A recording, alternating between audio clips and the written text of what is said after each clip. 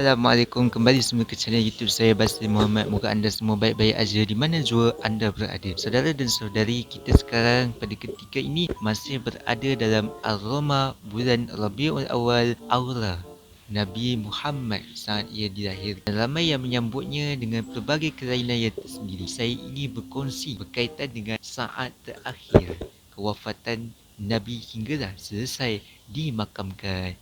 Dan di sini ingin saya jelaskan bahawa Nabi sebenarnya tidak ucapkan perkataan ummati seperti mana yang tersebar luas sejak dulu lagi dalam negara kita, apa yang kita dengar daripada telinga kita sendiri. Untuk penjelasan lebih lanjut, luangkanlah masa sebentar kita mendengar kisah ini sebagai tanda kasih cinta kita pada Nabi sebagai umatnya. Saudara dan saudari, dalam kitab Ar-Rahiqul Maktum yang telah dinukilkan oleh Syekh Safiyur Rahman Al-Mubarakfuri pada waktu duha yang telah tinggi, Nabi memanggil anaknya Fatimah lalu membisikkan sesuatu ke telinganya.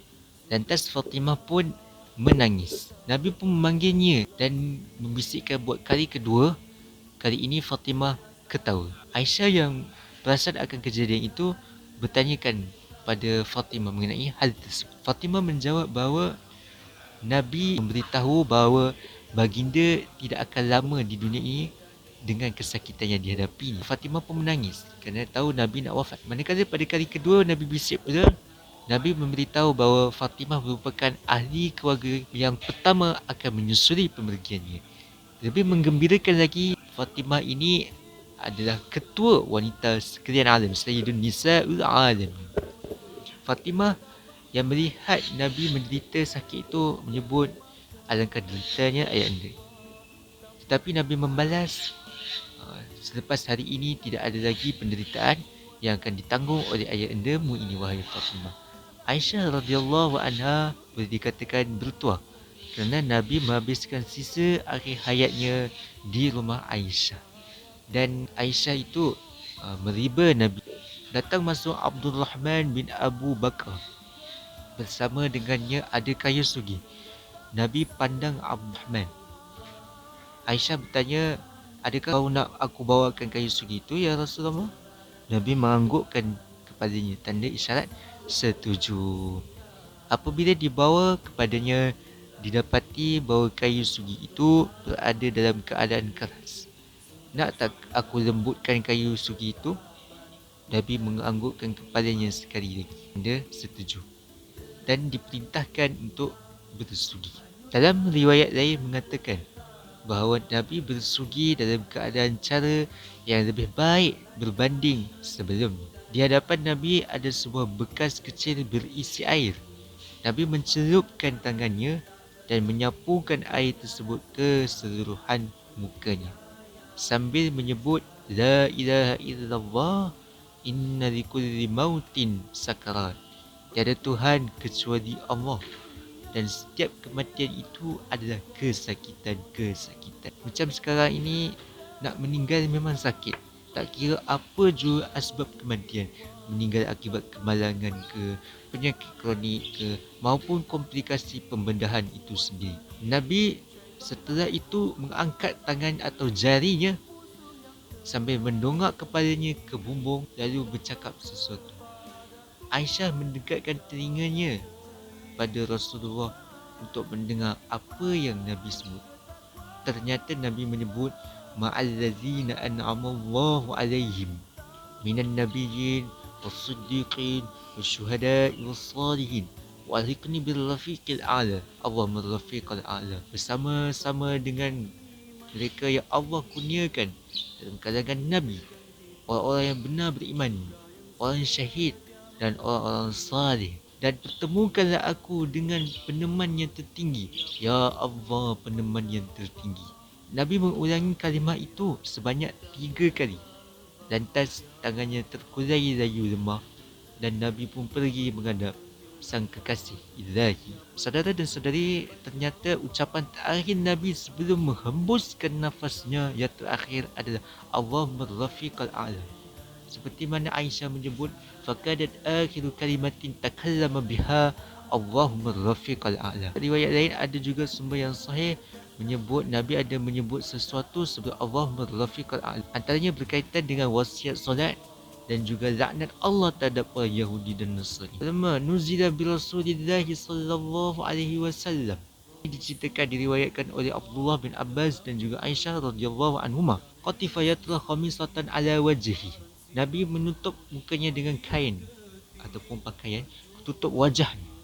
Fa iza qatamma kashafa. Bila Nabi sesak nafas, maka kami pun buka kain tersebut. Wa yaqulu zalik. Nabi berkata pada masa itu, la'anallahu 'alal yahudi wan nasara ittakhazu qubur anbiya'ahum masajid. Laknat Allah terhadap orang Yahudi dan Nasrani. Mereka menjadikan kubur para nabi mereka itu masjid-masjid. Riwayat lain, Nabi menyebut as-salat as-salah wa ma malakat aymanukum. Jaga salat dan terhadap hamba yang kamu miliki. Dua ungkapan berkaitan dengan laknat Allah terhadap orang Yahudi dan Nasrani serta jaga solat ini memang betul ada. Sebelum Nabi ucapkan Allahumma rafiqal a'la. Adapun berkaitan dengan ummati, sebenarnya tidak ditemui sumber yang sahih mengatakan kononnya ada Nabi menyebut umatku sebenarnya adalah tidak benar. Setelah Nabi membuskan nafas terakhir, umat Islam berada dalam keadaan yang amat sedih dan suasana begitu kelam sama sekali. Setelah beberapa detik dan ketika para sahabat mengadakan mesyuarat dan mencapai resolusi keputusan bahawa Abu Bakar menjadi pengganti Rasulullah sebagai ketua mengurus Islam. Setelah selesai dibai'ah, barulah jenazah Nabi diuruskan, iaitu pada hari Selasa. Falamma buyi'a Abu Bakr radhiyallahu anhu aqbala an-nasu ala jahazi Rasulillah sallallahu alaihi wasallam yawm as-Selasa. Ketika Abu Bakar telah dibai'ah, barulah mula umat manusia menguruskan jenazah Nabi pada hari Selasa. Antara yang memandikan jenazah Nabi adalah Aus bin Khawli. Aus bin Khawli ini merupakan orang Ansar dan merupakan dari suku Bani Auf bin Khazraj. Dia juga pernah terlibat dalam peperangan Badar.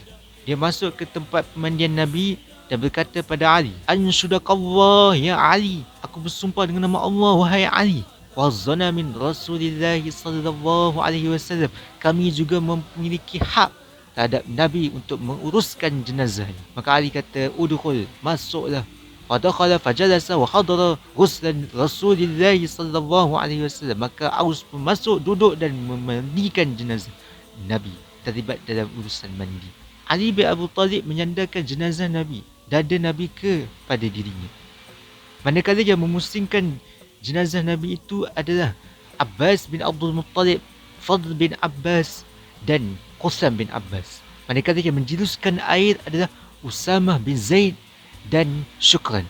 Siapakah Syukran? Syukran ini merupakan seorang hamba Allah yang pernah diwalikan oleh Nabi. Nak kata lain, contohnya macam kita ni berakad nikah, perlukan ada wali. Sama ada mak kita, pak kita, adik-beradik kita, sepupu kita, datuk kita, anak cucu kita. Tetapi kalau tidak ada, maka dibolehkan untuk mencari orang lain, perlu menurut syarat-syarat yang telah ditetapkan bagi seseorang wali. Maka Nabi sallallahu alaihi wasallam pernah menjadi wali kepada Syukran. Ali menggunakan pelapik, kain pelapik untuk memandikan jenazah Nabi. Dia berkata, "Bi abi wa anta." Demi mak, demi bapa aku. Ma atyabaka hayyan wa mayyitan. Betapa baiknya tubuh kamu, tak kala kamu hidup maupun telah wafat.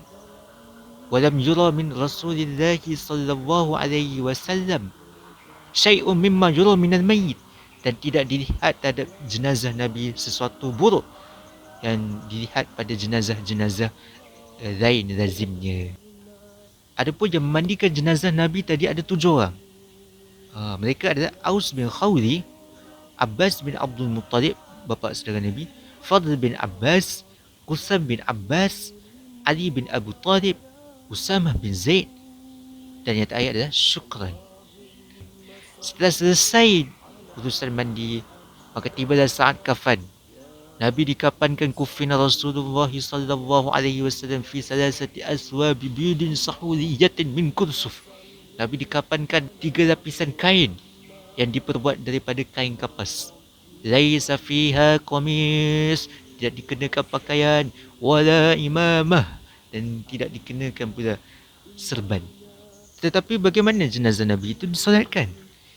jenazah Nabi disolatkan tetapi tidak diimamkan. Kerana dalam satu riwayat, wasallan nasu alaihi afzazan wa la ya'ummuhum ahda. Jenazah Nabi itu disolatkan secara bergilir-gilir dan berseorangan. Tidak ada seorang pun yang mengimamkan solat tersebut. Kenapa? Mungkin dalam riwayat daripada Ibnu Sa'ad Ali radhiyallahu anhu berkata, Nabi itu adalah imam kamu baik masa hidup maupun ketika telah wafat. Oleh itu tidak ada sesiapa pun yang boleh mengatasinya. Ini yang dinyatakan oleh Az-Zurqani dalam kitab Aujaz Masalik ila Muwatta' Malik. Saudara dan saudari, solat jenazah ini disyariatkan oleh Islam seperti mana dalam hadis muttafaqun alaih.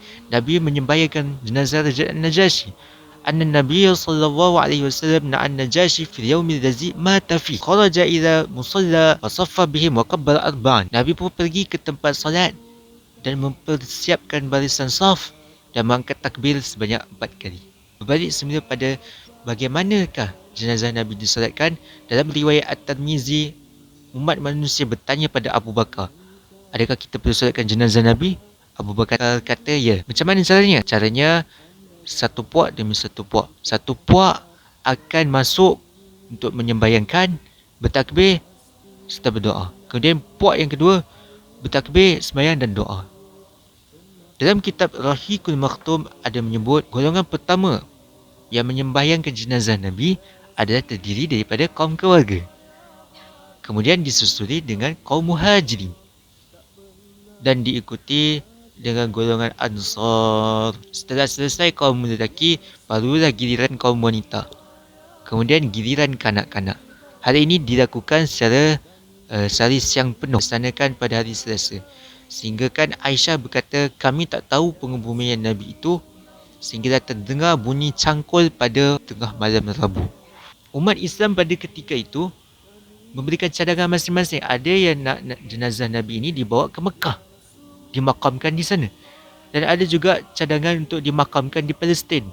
Tetapi Abu Bakar memberitahu, Nabi pernah bersabda, sesungguhnya para Nabi yang wafat, mereka dikebumikan di tempat mana mereka wafat. Ali pun menyokong apa yang dikatakan oleh Abu Bakar. Maka dari situlah bersepakat bahawa jenazah Nabi perlu dimakamkan di mana tempat Nabi menghembuskan nafasnya yang terakhir. Maka Abu Talha Zaid bin Salih Al-Ansari pun menggali kubur Nabi di bawah tempat Nabi wafat. Yang menyambut jenazah Nabi di dalam liang lahat ada 4 orang. Mereka adalah Abbas bin Abdul Muttalib, Fadl bin Abbas, Qusam bin Abbas dan Ali bin Abu Talib. Saudara-saudari, bila mana jenazah Nabi itu nak dibawa ke liang lahat, Muawiyah bin Abu Sufyan ada bersama dan dia berasa amat duka hati melihat upacara pengebumian tersebut. Lantas dia secara diam-diam menjatuhkan cincin tersebut ke dalam makam Nabi, ke dalam liang lahat Nabi. Dia minta izin pada Sayyidina Ali untuk mengambil cincin tersebut. Ali membenarkan dan dia bukan saja mengambil cincin, malah mencium kening Nabi. Kemudian dia pun naik. Mughirah bin Syu'bah perasan akan hal itu. Dia pun saja jatuhkan cincin dia ke dalam lihat Nabi. Maka dia pun minta izin pada Ali. Ali pun mengizinkannya untuk ambil cincin tersebut. Dia masuk ke dalam liang lahat Nabi.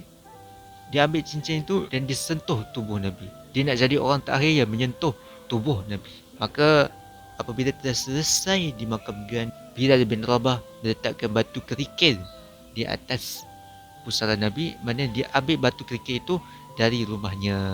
Makam Nabi itu ditinggikan sedikit. Makam Nabi itu berada di rumah Aisyah radhiyallahu anha, di tempat baginda mengembuskan nafasnya yang terakhir. Maka jenazah Nabi ini selesai dimakamkan pada malam hari Rabu. Nabi wafat pada duha Isnin, diuruskan pada hari Selasa dan selamat dimakamkan pada malam Rabu. InsyaAllah mudah-mudahan sedikit fakta ini dapat kita renungi dan ambil tahu bagi kita umat yang cintakan baginda. Wassalamualaikum warahmatullahi